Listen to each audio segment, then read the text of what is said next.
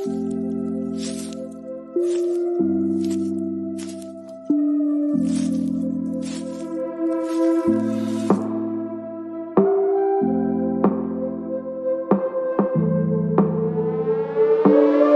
name is Cassy Summers. Welcome to the Curious Universe podcast.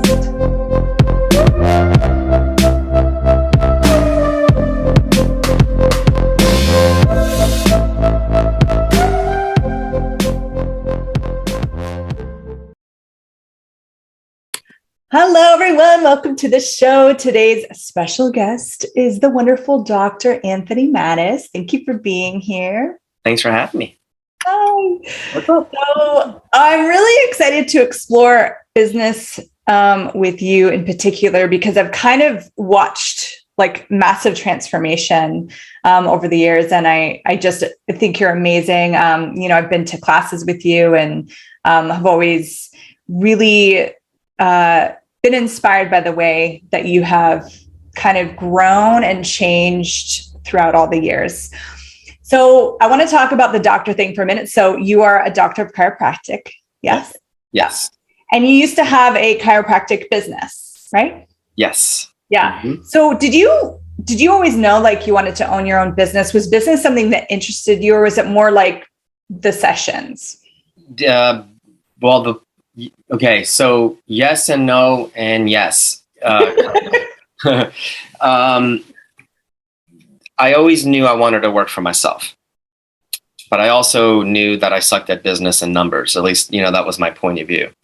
So I had the point of view of, and I talked about this on Simone Millis's call not too long ago, podcast, because she wrote The Joy of Business. And I always had this point of view in my mind that, like, if you build it, they will come. And if you honor your clients and you get amazing results, they'll tell all their friends, and then I'll have a successful business, and I'll just pay the smart people with numbers to count my money for me to make sure I'm dotting my I's and crossing my T's. And so that didn't quite work out for me in that way, and what I've learned now is like everybody functions differently, and I'm just one of those people who don't function in a normal way, the way like real business people function that are super successful. And what I mean by that is it was like, I didn't choose to open up my practice in a place that I like resonated with. I chose a place that I love it. I love the sort of the aesthetics. I love the land. I love the nature. I live in a very beautiful place, but the people and I were very different. And doing a chiropractic practice, number one, that's just different amongst other health, healing modalities. But the way that I wanted to practice the chiropractic was even more different than traditional chiropractic. So, I chose to open up a practice in an area where I didn't really resonate with, and I just made a lot of bad decisions and choices that affected, my business. I really couldn't get it ever past mediocrity. I got great results. The people who did come to see me loved me, but, it was just, I don't know, it was like oil and water for me. So I struggled. Yeah.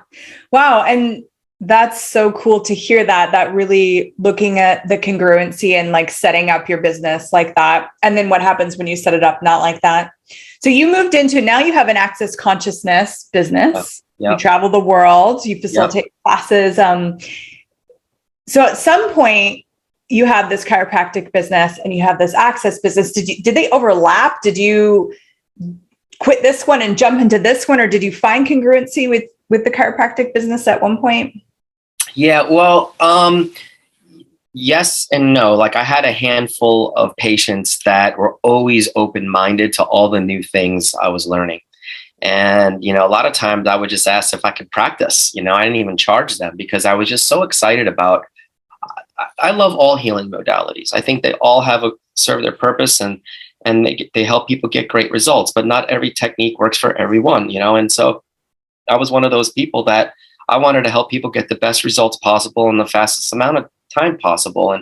But I always like to go deeper with what was going on in people's worlds more than just, musculoskeletal issues. Okay, well, what's the cause of it besides traumas and dramas. Let's look at the stress in your life. Let's look at the abuse you may have had. And so I like to learn a lot of the emotional healing techniques and whatnot. And so anyway, so I would go to those particular patients that were sort of open-minded to all the things I was learning. I'm like, hey, I'm doing this new stuff called Access Consciousness. Are you open to me being able to practice with you? And it was amazing because they were like, yeah.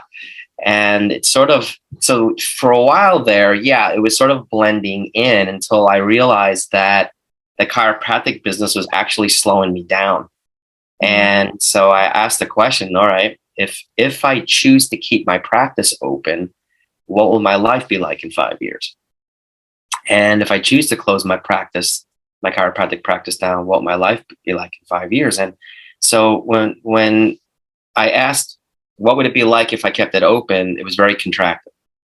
When I asked, what would it be like if I closed it? It was really expansive, but I didn't have like sort of the proof of that. It was more of an energetic awareness based on the question. And of course, I tried to figure out and justify and put all the numbers together. Well, if I do close it out, how many sessions do I need to do per month? How many access classes? You know, and I went the way that you would try to figure things out according to this reality. And so I delayed the process at least 3 years after that question. Wow. And I basically killed my chiropractic practice because I had left the practice 3 years before I actually closed it. And I got to a point where I was only seeing like 4 or 5 patients a week. Wow. So you got the awareness, you energetically left the business. Correct.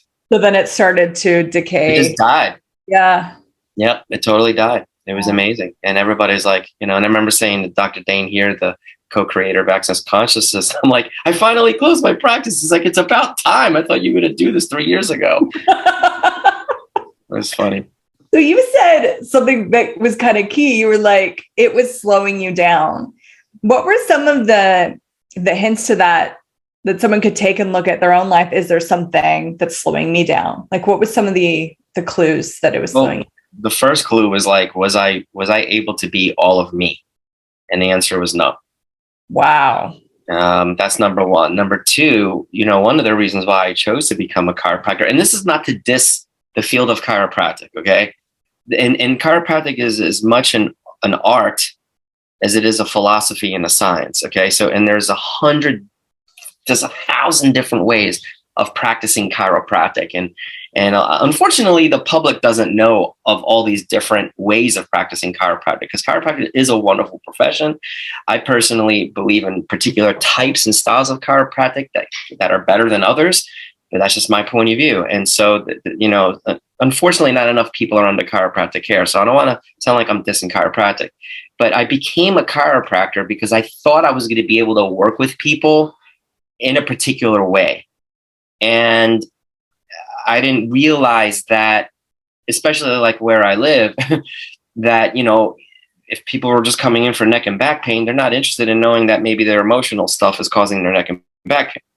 Right. So it's like when you go to a butcher, you want meat, you don't want broccoli, you know what I mean? So I was trying to give people meat and broccoli, and you know, I learned the hard way. And then so it just wasn't fun, you know, and because I knew what was possible, I knew what I could invite people to energetically, emotionally, and physically. And I just wasn't able to be all of that. Because number one, it's fun for me. It's fun for me to work with people in that way.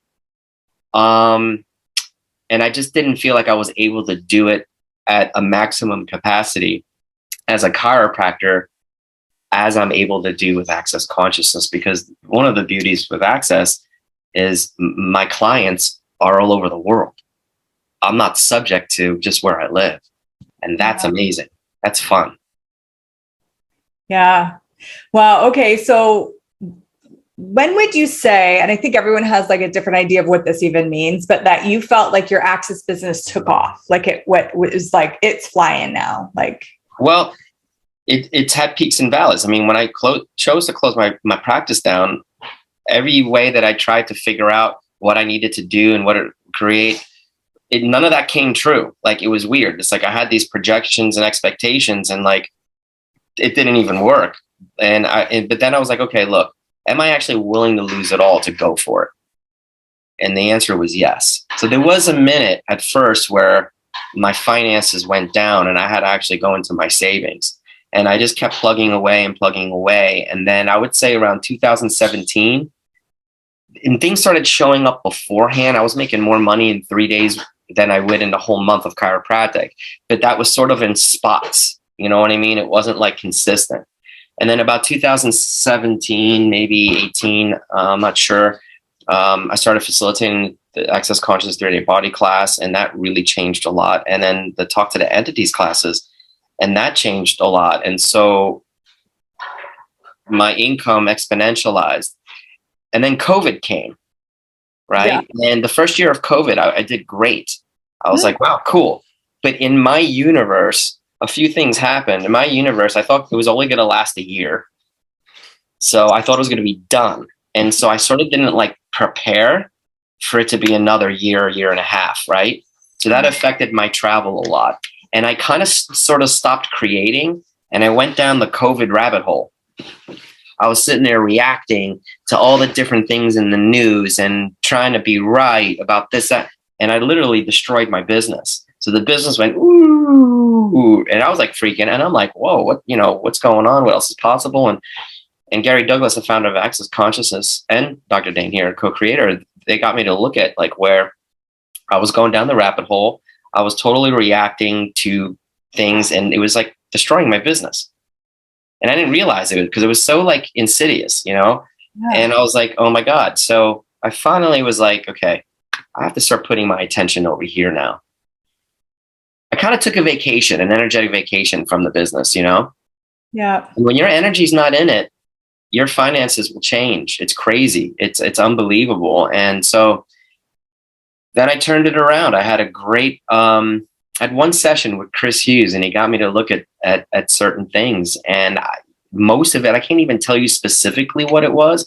It was more of, he's also an Access Conscious facilitator and the Right Voice. He's sort of the head of the Right Voice for You program that Access offers. And he just got me to look at like, I don't know what other things I could bring to the table, and just something in me, like a demand went on in my universe where everything started changing, and then everything just started going back up again. Wow.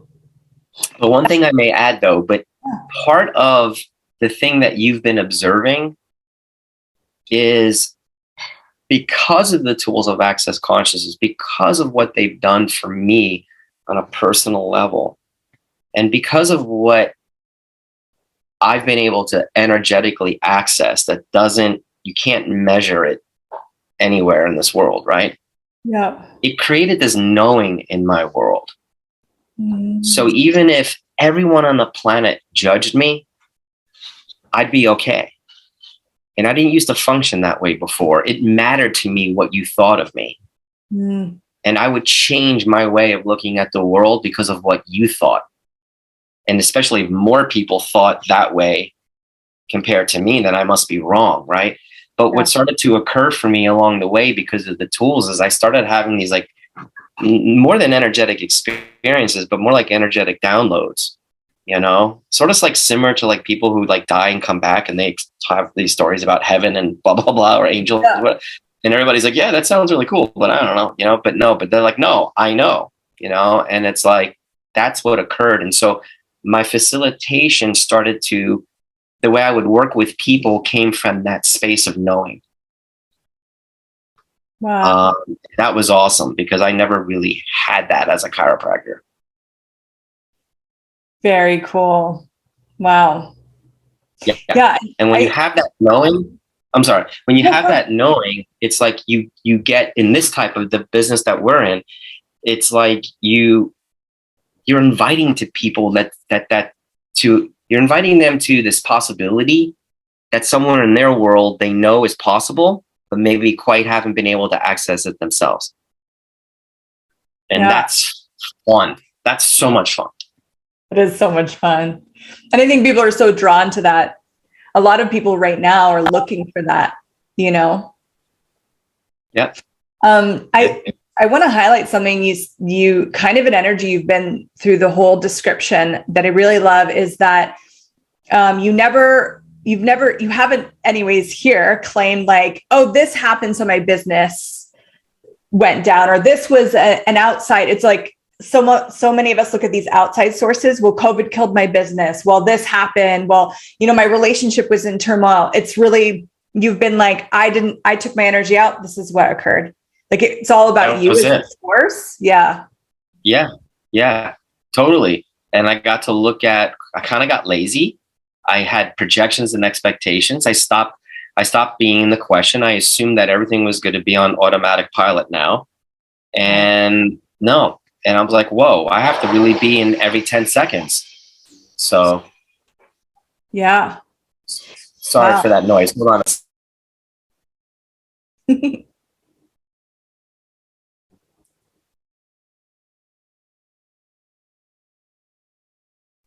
All right. I apologize for that crazy noise. My son is making a smoothie at the moment. Teenagers, Teenagers. They only think they're the ones who exist and nobody else matters. It's true for them. Yes.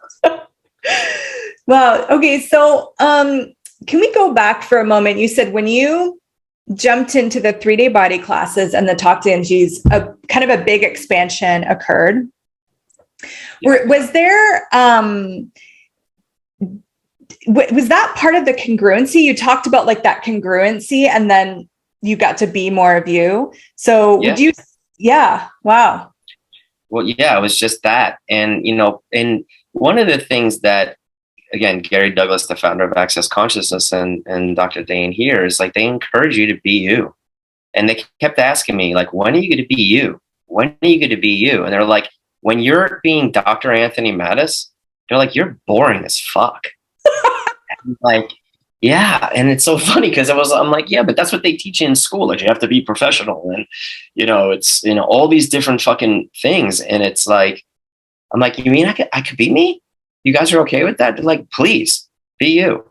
And I'm like, well, sometimes I'm afraid I might be like way off the grid. Like, we'll let you know, but just be you. You'll be fine. And then, like, I don't know, it was like that green light just allowed me to have more fun facilitating. And even when dealing with, like, let's say the insane people who like to try to like fuck a class up, meaning like, what I mean by that is like the class gets to this wonderful energetic space, but then somebody has a problem with something stupid. Like, nobody likes me, or why didn't your team email me at 10:05 a.m. instead of 9:30? It's like they find something to bitch about, but it's because they're so uncomfortable with all this amazing juicy space that gets created. They're finding a way to make their life go back to how it used to be. And it's like, even those people, I'm like, oh, you're so cute. Is this how, you stop yourself from receiving the very thing you paid all this money for to receive? Just wanted to point that out to you. And it's okay, because I'll still love you anyway. Because I get it. It's like, I understand. It's like people are like, they ask for all these wonderful things that they don't realize that it requires this amazing, huge space of vulnerability and being uncomfortable. And sometimes people lose their shit. But I don't know, it's really cute and adorable too, because I've been there. I know what it's like, but it's fun to like not have to stay within this box of professionalism. You know what I mean? Because God, it really took a lot of my juice out of when I would work with people as a chiropractor. And that's actually something I love about you. I'll see you on Facebook Lives, and like, sometimes you're swearing or just whatever. And then like, I love it because when I'm around someone being them, it invites me to be more of me. And it's just so joyful. I'm like, yes, go. Yeah, exactly. It's amazing. And I didn't realize how much I stopped myself, because you can't do that in a chiropractic office. You can't talk about the things that we talk about as access consciousness facilitators. And comparatively speaking, it's like, sky's the limit here. Yeah. Sky's the limit. And I always make sure, though, especially because there's mostly ladies, women in access consciousness. I would say like, it's probably like for every 100 people, let's say there's probably like 80 women. Right. Yeah. So it's like, and a lot of women have been through abuse and all that stuff. So you always want to make sure that they feel safe too, when you're sort of being unfiltered. You know what I mean? And especially when it comes to like private sessions and all that. So I always like to make sure that like there's another person. Let's say if I'm doing a private session, there's another lady in the room or someone else that's, you know what I mean? So I still work within those types of things because, you know, you want people to feel safe. And especially a lot of the people who come to these classes, because a lot of them are trying to get over their abuses and their struggles and this sense of the universe not having their back, like, ever. You know what I mean? So anytime there's any kind of doubt in someone's mind, I'll do whatever I can to make sure that they feel totally safe. But I don't stop being me in the process. You know what I mean? Yeah. I'm still 100% all of me, which is great. So I don't turn myself down anymore. And that has been one of the key factors to my business changing.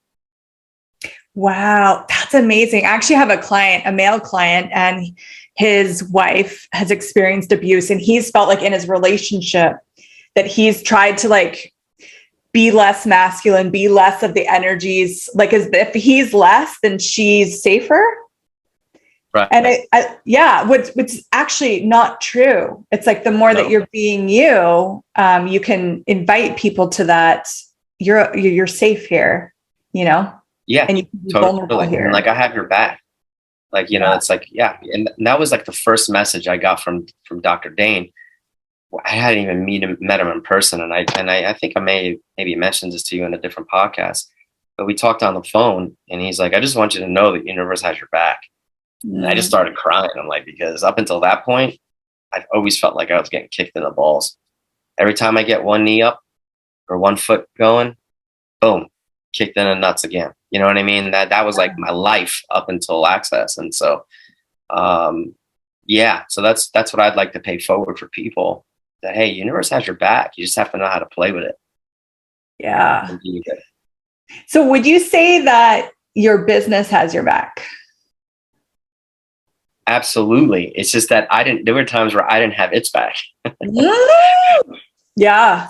And that's a great question. And then I started getting really, really crazy. And I'm like, I think I need to talk to it like it's a person. Yeah. And there would be times where it'd be like, dude, why do you still have this person in it? You're not being nice to me. And I'm like, I actually want to talk about staff. Yeah. Say more. Like, so it's not, you know, it's just that it's not an honoring. Okay. So one of my, I don't know if it's a downfall, it's a capacity, but you know how like your capacities have like a double-edged sword? Yeah. Yeah. You know what I mean? So one of my capacities is I love working with people and I love to facilitate people to greater possibilities, right? Yeah. However, I tend to sometimes, I don't know, let's say just keep people on my team way longer than I should, because I want to motivate or inspire them to be greater, because that's what I thought they wanted, you know? And so I do a lot of facilitation. You know, I work with them and that's part of the time. I don't mind doing that. I like doing that. But then I realize that it's like, I'm facilitating them. They're saying they want the change, but they don't really want the change, not willing to do whatever it takes to change. And then it like slows the business down. It contracts the business. And so, but I would just sit there, be like, okay, well, they're going to change. They're going to get over it. They're going to see the light. And for a little while, it might work. But after a while, you have to look at like, okay, people are what they are. And not everybody does desire to change. Not everybody doesn't always desire to be more. Maybe a little bit more is enough for them, right? Yeah. But does that little bit more match the energy of where the business would like to go? So, you know, I found that, you know, some people, they want to work for a mom and pop shop, which is fine. That's how I had my chiropractic practice. You know, I had this lady with me for 4 years. She probably should have lasted a year and a half. And, you know, and I could never receive more than a mom and pop shop. And there's nothing wrong with mom and pop shops. But it's like, I would like to have a multi-million-dollar business after I pay my expenses. Mm-hmm. And now you have to look at, can the people working with you receive that? Because if they can't, they're going to slow the business down. Right. So, and this is like a work in progress. So, because I care about people, I do. And I care about people's feelings. Yeah. You know, and to a fault, to a fault. And what I mean by that, to the point where like it affects my business and my money flows, because I'm keeping people longer than they need to be here, because at the end of the day, they don't really desire to go where the business and I would like to go. It's too much, and that's okay. It's not wrong. It's just what it is. So it's like, okay, it's time to move on. But it's hard for me. It's hard for me to let go of people, you know, because I want to inspire them to be greater, because I assume that they all want that. And that's where it's that double-edged sword thing. Like you keep trying to give them broccoli, but they just want the meat. Like you said. Want the meat. Or maybe they just want one piece of broccoli and they don't want any meat. You know what I mean? Yeah. It's like, come on. Like, we can have it all. You know, it's like, let's go. And so, you know, and for me, it's like I've waited way too long. You know what I mean? I've unchosen way too long, and now it's time. You know what I mean? And so this is sort of like, and you know, and what else is truly possible? And again, and as your business grows, this is a very interesting thing.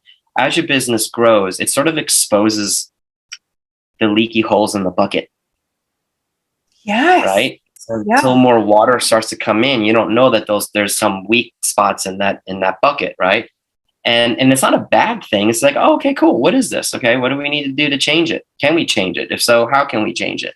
Right? So as your business grows, you start to expose like the weak links in the business, and so where you need to put your attention to and to change, and to not just patch up those holes, but to maybe actually create a bigger bucket. Yeah. Wow, I love that. And you said it's not honoring to the business. And I think that's a great way to kind of approach it and look at that. Cause I'm the same. Like, I love people, and I, you know, I don't want to hurt their feelings. I don't want them to feel like they're wrong because this isn't working anymore. And I'm aware of like every judgment that they're going to give themselves for the next 10 years. Yeah. But then also looking at, am I honoring my business? Am I honoring me with my business? Right. And so you said, so you start to have these chats with your business and looking at honoring your business. What are some other ways that you honor your business? Staff, but what else? Like, is it energy? Like what would you say?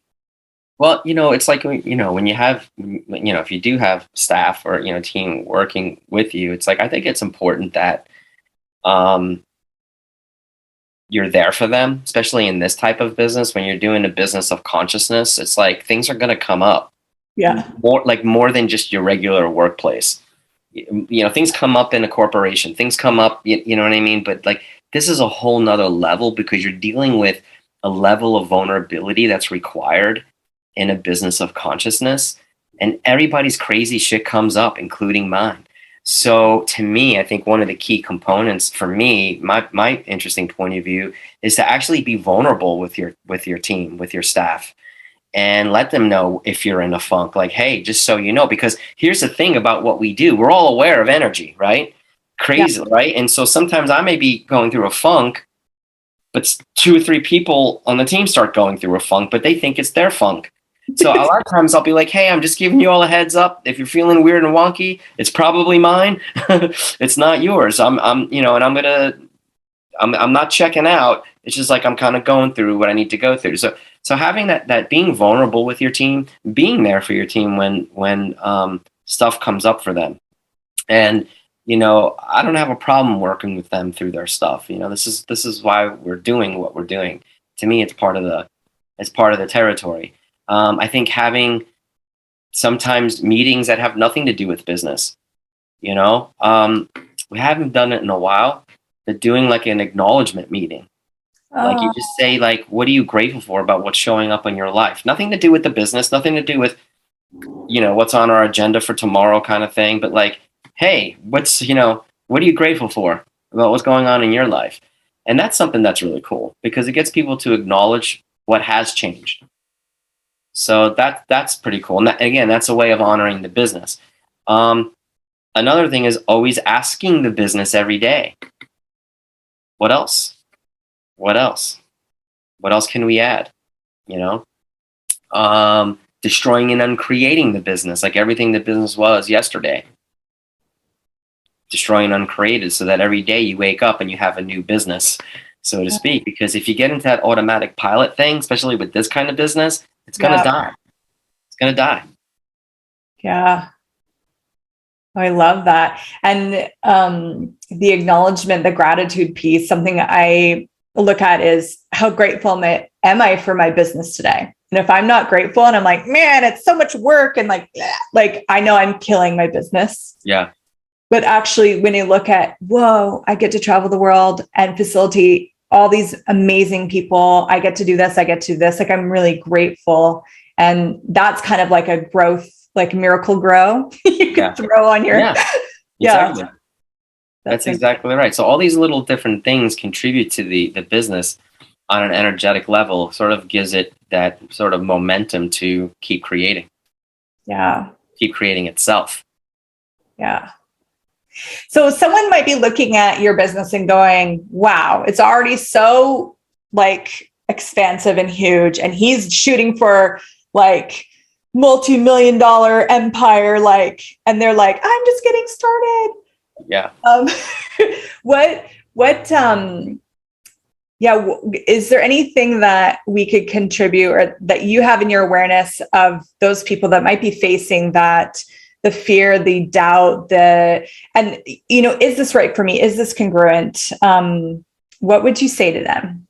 Yeah, well, I would just say if it's something that you want to do, if it's something that you want to facilitate, if you want to be a facilitator or in any business for that matter, for me in the beginning, I was willing to facilitate one person. Okay, so if I let one person show up to a class, I'm like, okay, because to me, I look at it as practice. And what I found was facilitating people, even if it was just one person, that actually contributed to developing those energetic knowings I was talking about earlier in the call.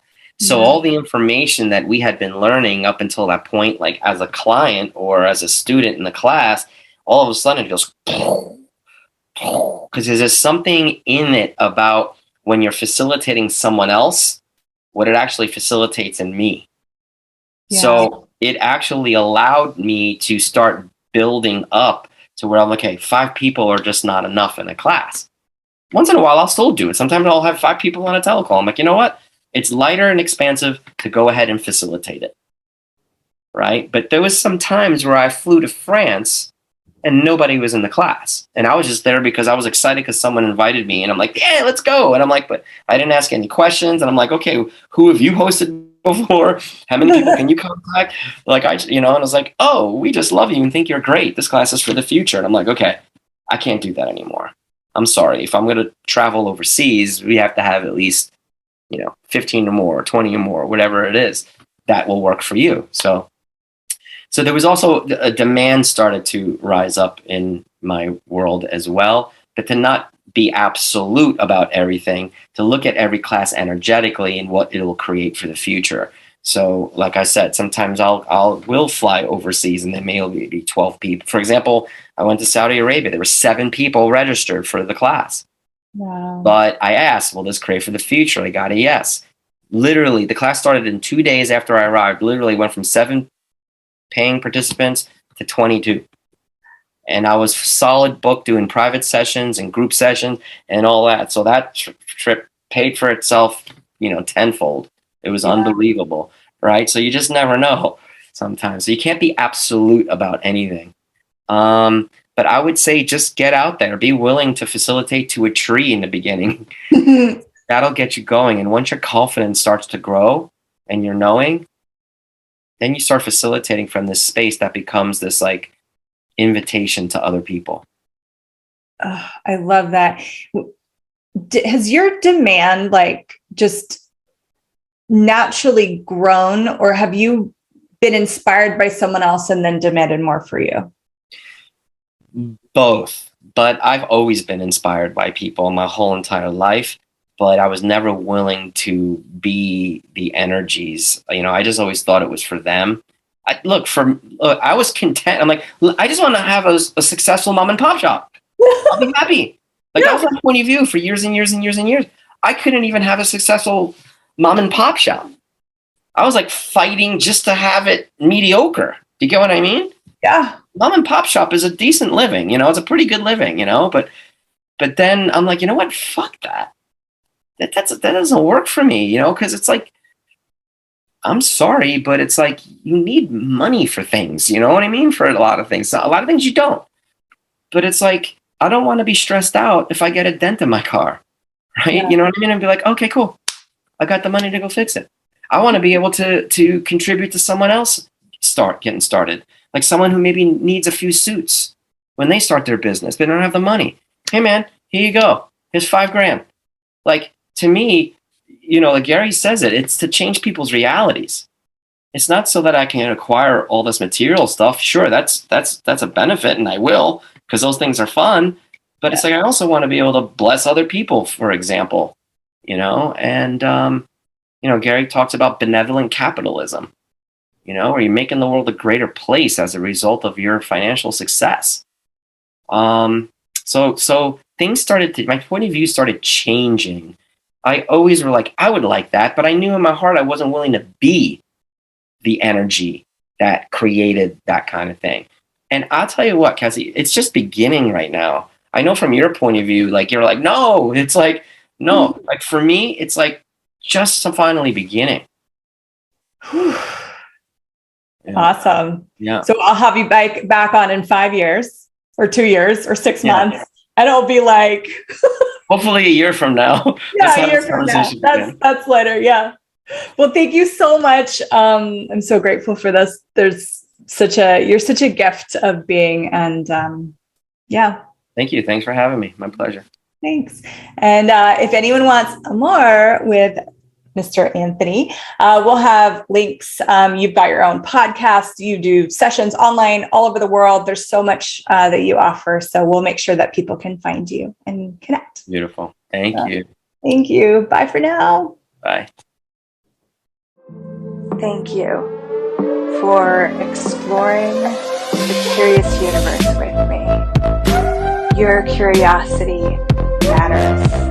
And what if together we could create a greater, more curious world?